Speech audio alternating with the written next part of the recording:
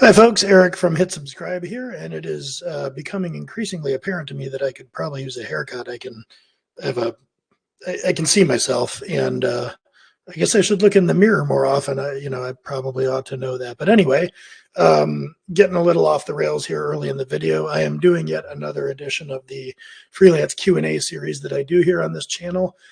Today, I have a short and fairly simple question from a either just gone freelance or about to go freelance. Anyway, should I go with personal branding or company branding is the question.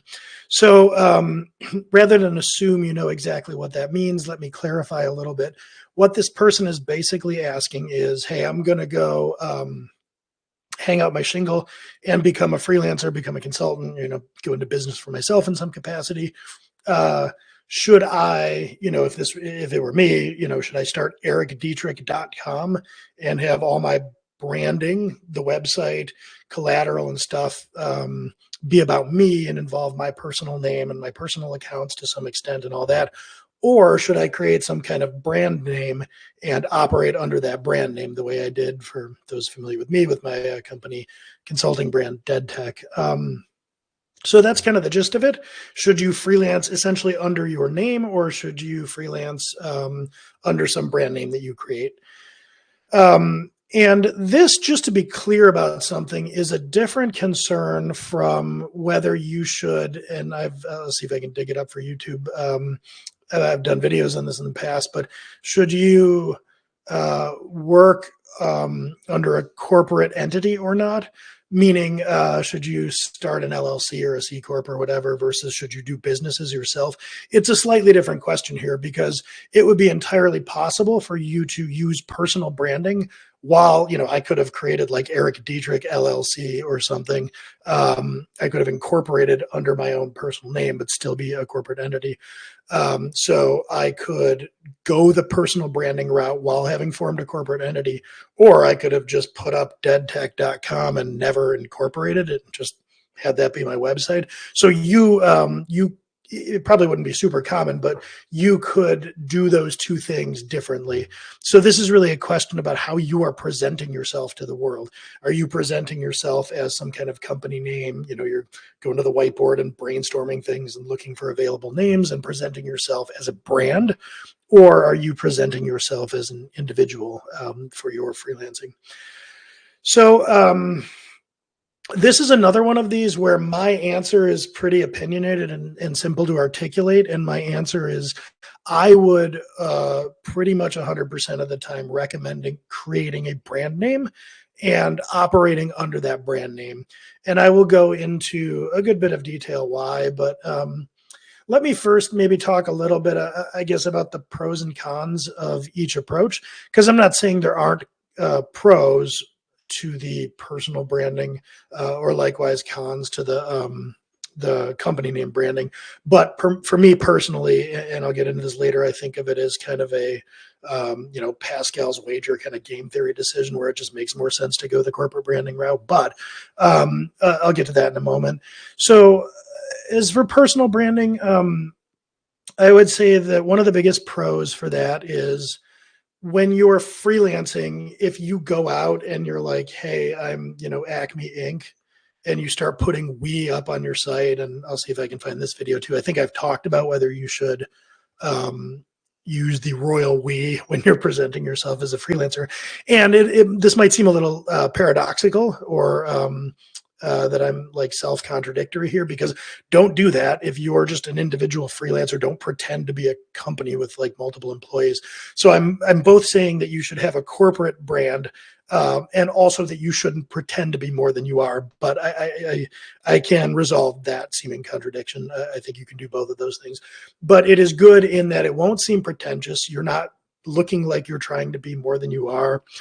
Personal branding is going to have fewer barriers to entry, especially, if you're just using like individual social media accounts. You don't have to create like separate entities. I mean, I did this when I set up Dead Tech. So I had all my, LinkedIn and Facebook and all these things. And then I also created company pages for all those things. And that's more work than you might think to create, duplicate business entries for things like social media. If you're trying to think of a personal brand and you're not just operating under your own brand, you have to brainstorm names and, kind of go through more ideation in the beginning. I guess another pro that would apply situationally to a personal brand, approaching the world from a personal brand perspective, is if you are some kind of influencer, you have a large following already, it's going to be easier to get that following to follow your personal brand than if you created some entity name that they had never heard of. So I could see that being an advantage. I think probably for a lot of people that might be more of the influencer set, it's more natural feeling to kind of operate as yourself. So, I mean, these are some of the advantages that I see, in particular, the lower barriers to entry. It can be easier to get going if you're doing personal branding. The cons, as I see it, are more downstream concerns, and I'll kind of get into this as we go along here. But one of the big cons to using personal branding is it's going to be a lot weirder to scale. So if I start a business and I'm just calling it Eric Dietrich Consulting Services, and I stand up ericdietrich.com, and that's kind of what I'm presenting to the world. If there comes a time where I want to do more or scale that business up beyond just me individually consulting, it gets real weird real quick if the business is named after me and has me plastered all over it, and I'm starting to hire to some extent contractors, but then especially full-time employees. I mean, I guess people would probably be all right with this, but that gets kind of strange. And there might be a little bit of like interpersonal friction there, with a bunch of employees might not be like super enthusiastic about working for ericdietrich.com. And, so that's a little bit odd. There, as you scale, you may well find that you hit an inflection point where you need to rebrand because, so imagine that you were scaling not just by hiring people in your vision or whatever, but maybe you found another freelancer and you wanted to partner up together. You couldn't then, continue under your personal brand name umbrella if you're talking about a partnership or things of this nature. So there may well be reasons that you would have trouble scaling the personal branding approach versus a corporate branding approach. From a relatively mercenary perspective, or I guess taking a longer view perspective, if you personally brand your business, you are almost without a doubt making your business less valuable. There's an excellent book out there, incidentally, Built to Sell, and it talks about creating a business, especially a service-based business from the beginning, with a first-class goal of making it so that you could actually sell your business and so that you could sell your business for more money. And without really diving too far into the details of everything in that book, the easier it is for you to backfill yourself completely in the business, the better a multiple it's called. Well, I won't get into that too much, but the more money you will be able to sell your business for the same amount of profit or revenue. So, and this makes sense if you think about it. Imagine that you were in a position to buy a business and you were picking from two businesses. One was ericdietrich.com, services provided by Eric Dietrich, and it's my face plastered all over it. Are you really going to want to buy that business? Because once I'm out of the mix, you lose your name, you lose all your credibility. Like, that business is not worth very much. Imagine instead that business were called Dead Tech, and it wasn't really tied all that well to my personal name and stuff going on. And I had a nice playbook that I'd created where, maybe I'd even hired another CEO or something to run that business. You would much rather buy the business that could much more easily be handed to you as an owner and be profitable. And it's hard to do that if the business is a personal brand.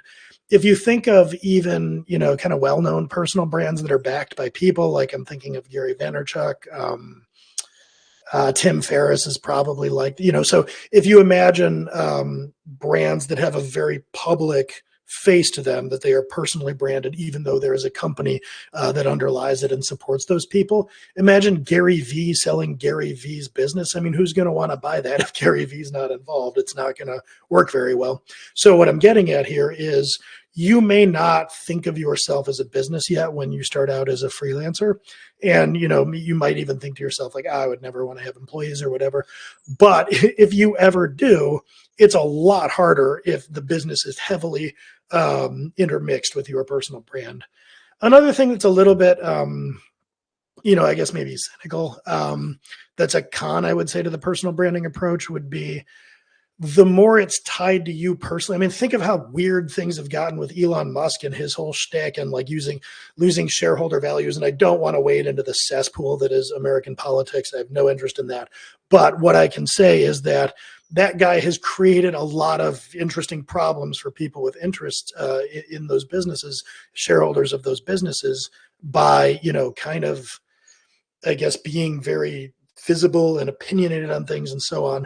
And that's a personal branding type issue, meaning if you are out there tweeting stuff and people don't like it, that can really impact your business interests a lot more than if there was some insulation between your personal brand. Now, I guess this wouldn't apply if you're pretty circumspect and you kind of keep your nose out of contentious issues and you don't get weird or super opinionated or whatever, but it is always a risk. So there isn't this like branding firewall. If you're using your own personal brand, a slip up or an errant tweet or something could actually really also hurt your business interests, not just your personal interests.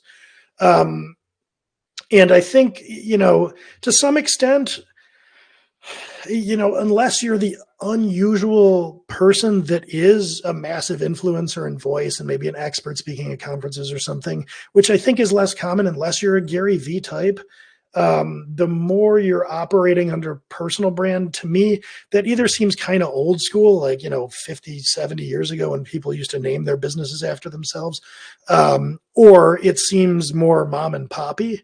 Maybe your mileage may vary there. Maybe that's not your perception, but to me, it just feels like, a little amateur hour if I'm out there operating as ericdietrich.com or something. So that's kind of my, I guess, run through the pros and cons as I see them. And to me, I think that all of the pros for personal branding or cons for corporate branding can really be mitigated, and that you can operate under a corporate brand and kind of get all of the benefits of a personal brand if you were so inclined, that you can mostly have your cake and eat it too.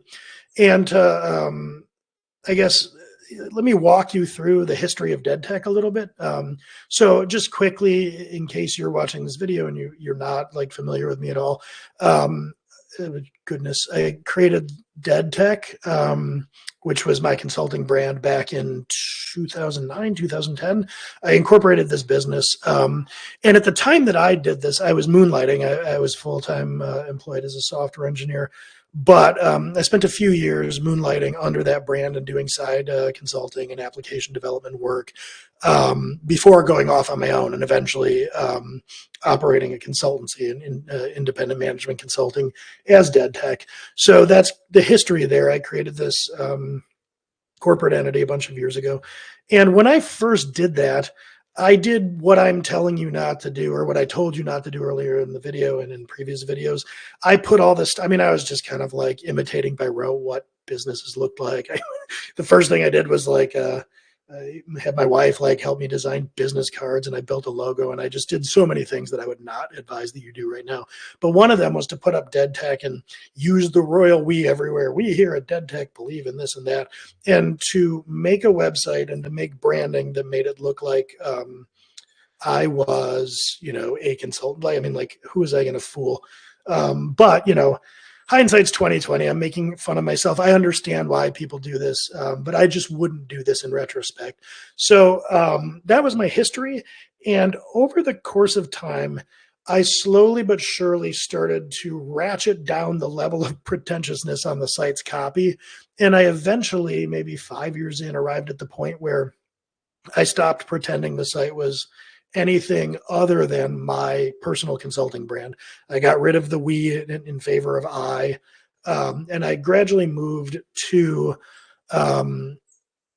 a somewhat more down to earth, it's me as a consultant, and that's fine. Interestingly, as I gained confidence, I was more inclined to do that. There was no need to pretend to be anything. I had a nice consulting practice. Life was good. So I was a lot more honest, and I just operated this as only individually me.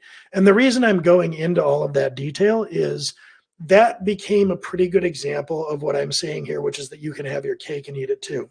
So if I had done that from the beginning and just put up deadtech.com, incorporated as deadtech, but then had my picture up and said, hey, this is my personal consulting branding, I have a brand name, I am incorporated as a brand, and I am effectively doing personal branding. This is my consulting site, this is me, I have a solo practice, and so on and so forth.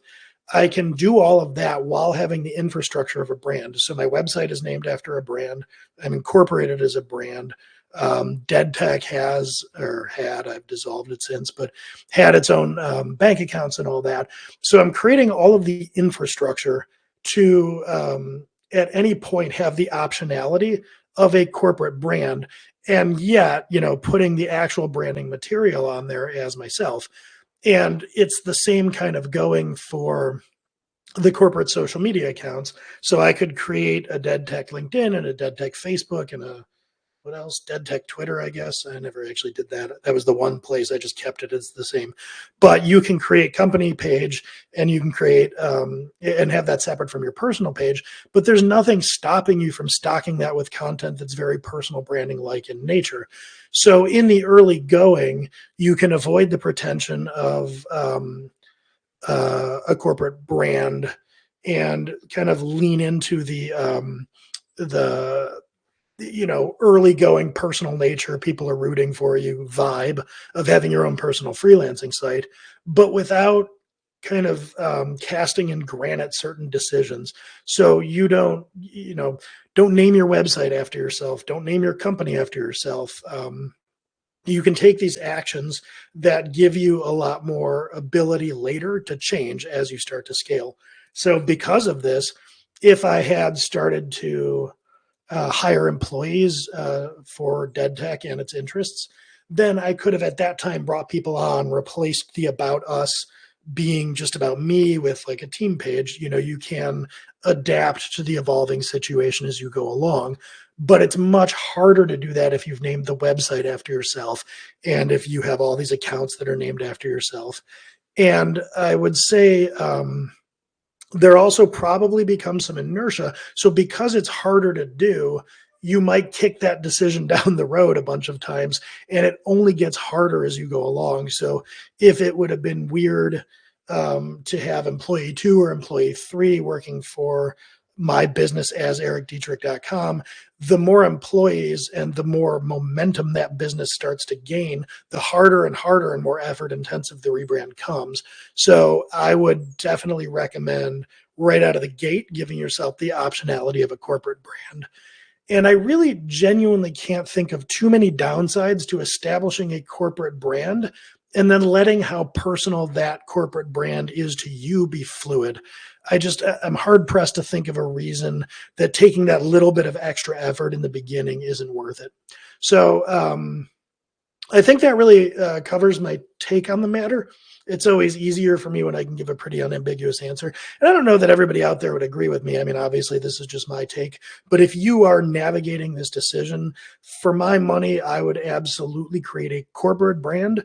And then, as you go along, kind of figure out on the fly how personal at any given time you want to make that corporate brand, because it's always easier to move away from the personal and towards the corporate in practice if you have laid the groundwork and created the infrastructure from having an actual corporate brand.